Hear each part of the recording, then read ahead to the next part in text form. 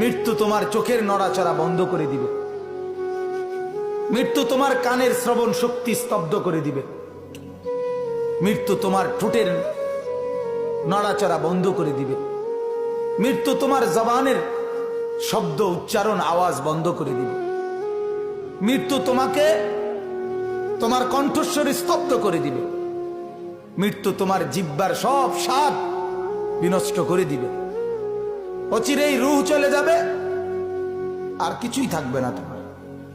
না কানের শ্রবণ শক্তি, না নাকের ঘ্রাণ শক্তি, না চোখের দৃষ্টি শক্তি, না চামড়ার অনুভব শক্তি, না পায়ের চলার শক্তি, না কল্পনার বিবেকের দিমাগের চিন্তা ফিকিরের শক্তি, কিচ্ছু থাকবে না।